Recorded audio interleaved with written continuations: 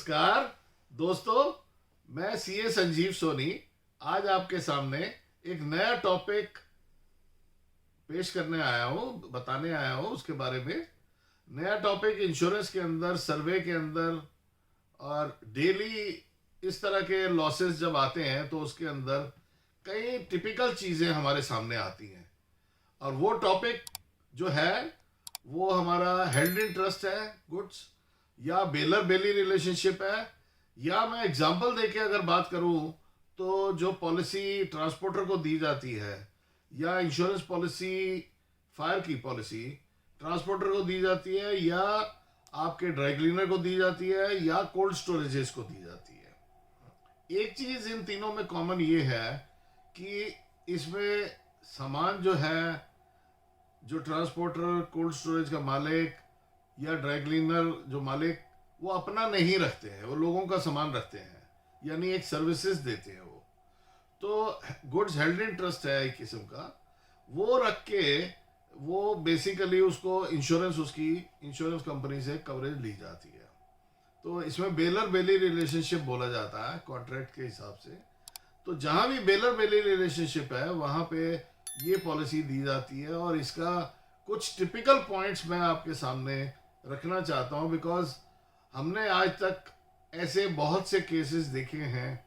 जहाँ पे ट्रांसपोर्टर का गोडाउन है, उसमें आग लग जाती है, उसमें सैकड़ों पार्टियों का माल पड़ा है,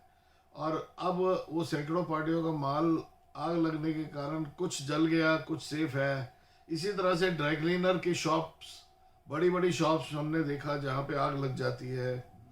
और उनके यहाँ 200, 300, 400 पार्टियों का माल, यानी उनके कपड़े, किसी के सूट, किसी की शॉल्स, किसी की पैंट, किसी की शर्ट्स पड़ी होती है और आग लग जाती है, नुकसान हो जाता है। इसी तरह कोल्ड स्टोरेज के अंदर भी 300, 400 पार्टियां कोल्ड स्टोरेज में माल रखती हैं। जब वो बेसिकली माल खरीद के सस्ते में उसको ट्रेड बाद में करने के लिए वो कोल्ड स्टोरेज में माल रखा जाता है, ताकि उसका जो क्वालिटी है माल की वो बनी रहे। तो ऐसे केसेस में जो पॉलिसी ली जाती है ट्रांसपोर्टर द्वारा, कोल्ड स्टोरेज मालिक द्वारा, या ड्राई क्लीनर द्वारा, वो पॉलिसी लॉस को कवर करती है। उसमें कुछ टिपिकल जो बातें हमें ध्यान में रखनी है as a surveyor, as a insured, as a insurance company, कि सबसे पहले इसमें ये ध्यान देना होता है कि माल जिन पार्टियों का जला है, इंश्योर्ड ने, यानी जिसने पॉलिसी ले रखी है, उसने उन लोगों को लॉस कंपनसेट कर दिया है या नहीं किया है। तो जब तक कि वो लॉस उनको कंपनसेट नहीं करेगा, पे नहीं करेगा, एक अमाउंट पे सेटलमेंट नहीं करेगा, इंश्योरेंस कंपनी उनको लॉस का जो पैसा है, क्लेम का पैसा है, वो नहीं दे सकती है। क्योंकि लॉस असली में तो उस इंश्योर्ड की पार्टी का हुआ है, जिस पार्टी का नुकसान हुआ है उसको कितना नुकसान हुआ है, वो जब हमारा इंश्योर्ड यानी ट्रांसपोर्टर, या आप ड्राई क्लीनर कह लीजिए, या कोल्ड स्टोरेज मालिक है, उसकी वैल्यूएशन करके उसको कंपनसेट नहीं करता, तब तक हम उसको कंपनसेट नहीं कर सकते। अब आप सोच रहे होंगे कि इसमें क्या तरीका है, क्या डॉक्यूमेंटेशन है। तो हम आपको इसमें सिस्टम और डॉक्यूमेंटेशन के बारे में थोड़ा सा ब्रीफ करना चाहेंगे कि जब शुरू में पार्टी माल रखने आती है तो उसको डिलीवरी रसीद, या हेल्ड इन ट्रस्ट के लिए जो भी रसीद कोई ड्राई क्लीनर इशू करता है, या ट्रांसपोर्टर इशू करता है delivery note, consignment, sorry GR, या डिलीवरी नोट जो इशू करता है ये हमारा जो तीसरे किस्म के कोल्ड स्टोरेजेस हैं, इसके अंदर जब ये तीनों डिलीवरी नोट या जीआर नोट यानी बिल्टी या ये डॉक्यूमेंट्स रख के वो गुड्स रखी जाती हैं, जिसकी एक कॉपी जिस पार्टी का माल होता है उसको दी जाती है। उसे जब भी वो माल लेने आएगा तो वो ओरिजिनल उसका कॉपी लेके आएगा, उस बेसिस पे उसको माल दिया जाता है। और यहाँ पे जो कोल्ड स्टोरेज वाला है वो यहाँ पे डिलीवरी रजिस्टर और स्टॉक रजिस्टर मेंटेन करते हैं। जब इन केस वो डिलीवरी लेना चाहती है पार्टी, तो वो अपना ओरिजिनल डिलीवरी नोट लेके आएगा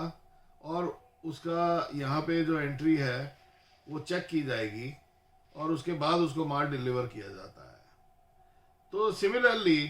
जब मान लीजिए कोई कोल्ड स्टोरेज में लॉस हो जाता है, तो डिफरेंट पार्टीज को पहले इन्फॉर्म करना पड़ता है कि भाई आपका माल पड़ा था और इसमें नुकसान हो गया है, तो आप अपना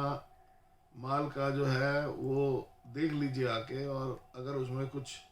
पार्टली डैमेज होता है तो वो चेक भी कर लेते हैं, लेकिन अगर पूरा डैमेज हो गया तो वो चेक कर लेते हैं और उसके बाद वो क्लेम डालते हैं कोल्ड स्टोरेज मालिक के ऊपर। अब वो claim based on the delivery note उनको सरेंडर करना पड़ता है और वो कोल्ड स्टोरेज मालिक उसको कंपनसेट कर देते हैं। उसके बाद जब ये सारी पार्टियों का इस तरह से कंपनसेशन हो जाता है, चाहे वो ट्रांसपोर्टर हो जिसके वेरियस पार्टीज का माल पड़ा है और जल गया है, जब तक कि वो ओरिजिनल जीआर की कॉपी सरेंडर ना हो जाए वो आगे क्लेम नहीं कर पाते हैं।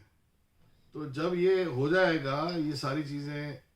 पे हो जाती हैं ट्रांसपोर्टर की तरफ से, कोल्ड स्टोरेज मालिक की तरफ से, पार्टी को पे होने के बाद तब हक बनता है इस इंश्योरेंस पॉलिसी के अंदर उसका कंपनसेशन लेने का। तो ये दोस्तों एक टिपिकल पॉइंट ये ध्यान में रखना होता है इस पॉलिसी में कि unless and until the party जिसका माल था ओरिजिनली उसको कंपनसेट कर दिया गया है, उसका जो भी नुकसान हुआ है भरपाई कर दी गई है, तब तक किसी का नुकसान नहीं होता है, क्योंकि तब तक किसी को भी उस नुकसान का हकदार नहीं माना जाता है। तो दोस्तों इसके अंदर ये इम्पोर्टेंट पॉइंट माइंड में रखते हुए मैं आप सबसे यही बताऊंगा कि कुछ टिपिकल काइंड ऑफ इसमें डॉक्यूमेंटेशन होती है, जैसा कि इंटीमेट किया जाता है जब फायर होती है तो intimation letter to the various parties of the dry cleaner या ऑफ द ट्रांसपोर्टर। उसके बाद वो जब भी वो उनको इन्फॉर्मेशन मिल जाती है तो वो क्लेम डालते हैं। वो amount of the claim basically valuation जो है वो बेस्ड ऑन द इनवॉइस होती है उसके माल की, या based on the declared value उसको कंपनसेट कर दिया जाता है। इस तरह से जब वैल्यूएशन की बात ना डिफ़िकल्टी के बगैर पूरी हो जाती है तो ये पॉलिसी के अंदर पे करने के बाद क्लेम इंश्योरेंस कंपनी पे करती है। आई थिंक मैं ये मानता हूँ कि आपको मेरा टॉपिक ये अच्छा लगा होगा, आपको समझ आ गया होगा। अगर फिर भी कोई क्वेरी हो तो आप काइंडली मेरे को कांटेक्ट करें। धन्यवाद, नमस्कार।